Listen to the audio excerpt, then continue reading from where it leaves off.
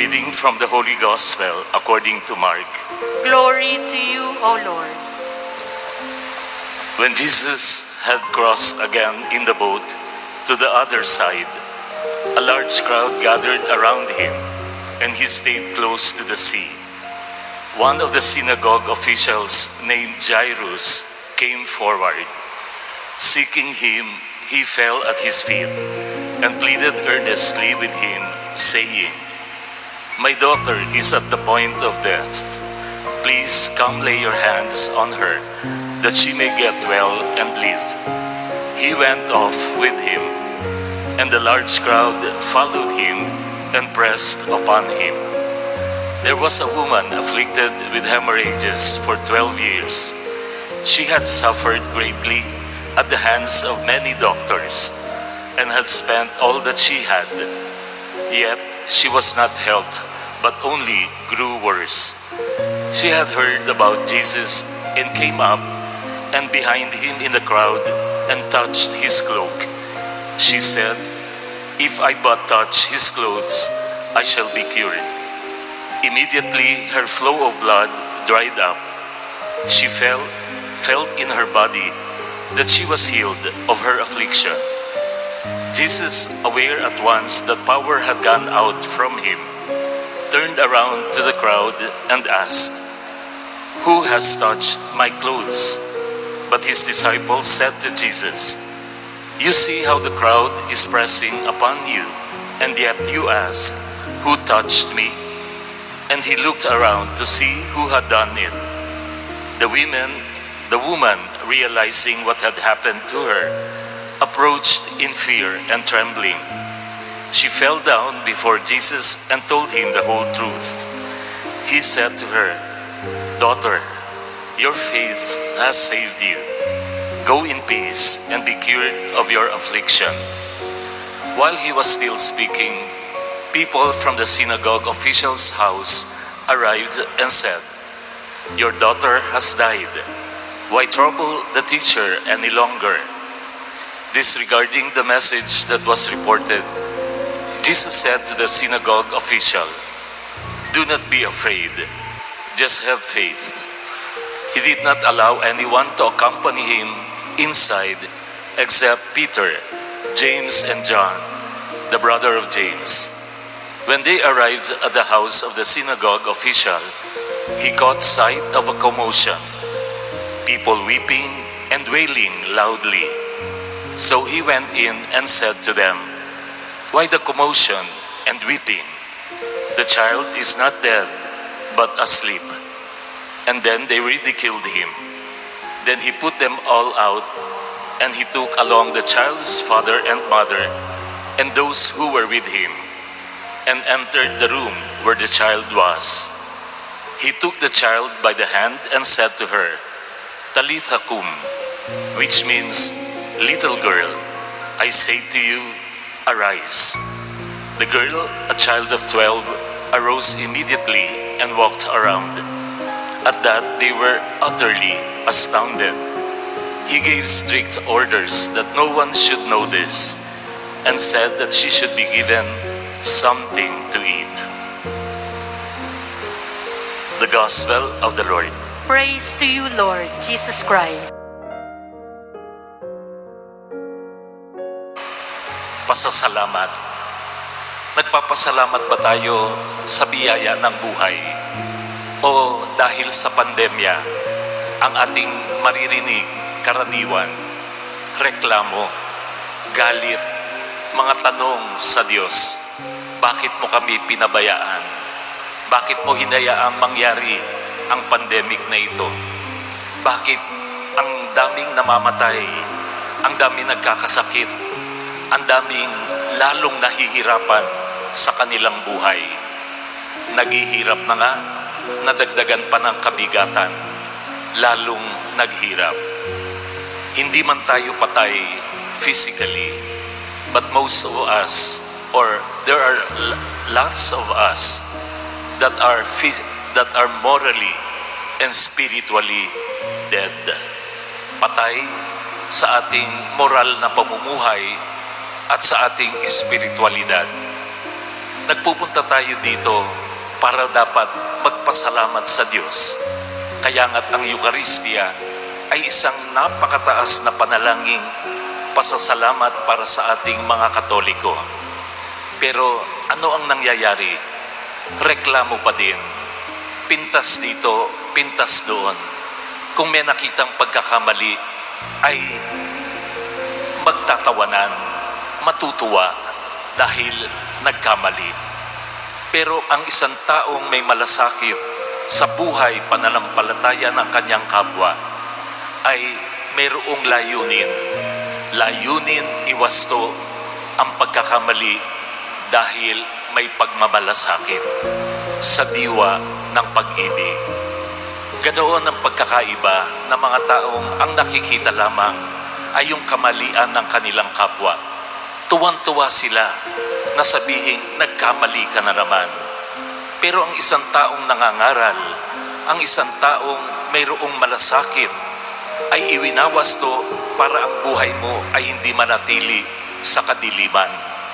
Para ang buhay mo ay masumpungan ang tunay na buhay sa pananampalataya sa Diyos. Pasasalamat, kahit na ang buhay natin ngayon ay puno ng kahirapan, kahit na ang buhay natin ngayon ay puno ng mga hamon, kahit ang buhay natin ngayon ay maligalig, hindi natin tiyak paano na ang kinabukasan, salamat pa rin sa Diyos. May kababaang loob. Ikalawang punto, pananampalataya. Ang pananampalataya ay hindi lamang paniniwala, kung hindi may kasamang pagtitiwala. Nakita natin yung lumapit kay Jesus, yung pinuno ng sinagoga, isang Hudyo. Hindi man niya nakikita o naririnig ang mga itinuro at ipinangaral ni Jesus, pero nakita niya ang kanyang mga gawa, ang mga gawang kamangha-mangha. Hindi ngawa ng ngawa, wala namang ginagawa. Ano ang ginawa ng pinuno ng sinagoga? Lumapit kay Jesus, nagpatira pa. He humbly prostrated himself in front of Jesus Christ. And he begged, please, my daughter is at the point of death. Nasa labi ng kamatayan ang aking anak. Halipo kayo, pagalingin mo siya dahil sa pagmamahal sa kanyang anak. At habang naglalakad patungo sa bahay ng pinuno ng sinagoga, mayroong isang babaeng narinig natin, 12 taon na siyang dinudugo. Naigastos niya na lahat ng kanyang kayamanan. She spent everything she had para lamang siya ay gumaling. Pero lalong naging malubha ang kanyang pagdurugo. Pero nang makita niya si Jesus at narinig din niya yung mga pinaggagawa na kamangha-mangha ng Panginoon, ay sinabi niya sa sarili niya, kahit laylayan lang ng kanyang damit ang aking mahipo, alam kong gagaling na ako. Hinipo niya ang damit ni Jesus, pero hindi yun ang kanyang hinipo. Ang hinipo niya ay si Jesus mismo. Dahil sa pananampalataya, at nang tinanong ni Jesus, sino ang humipo ng aking damit? Siya ay nanginginig sa takot. Nagpatira pa rin sa harapan ni Jesus. With all humility, she prostrated himself in front of Jesus Christ. Dalawang tao nakita natin. Isang mayroong kapangyarihan, isang taong wala. Pero may pagkakapareho. Pareho silang may kababaang loob, lumapit at humingi sa ating Panginoon. Meron mga tao ang pananampalataya ay ganito. Hindi ko nagagambalain ang Diyos. Marami nang tumatawag sa Kanya. Marami nang lumalapit at humihingi ng tulong sa Kanya. Kaya ko naman ito. Maling-mali ang pangunawang ganito. Sinabi ni Papa Francisco, this attitude is very wrong. Lahat tayo may pangangailangan at kailangan nating lumapit sa Diyos ng may kababaang loob, pananampalataya, pananalig at namatapat. At saan mauuwi ang ating pananampalataya? Sa ikatlong punto, paglilingkod. Ito ang ipinakita sa atin ni Jesus.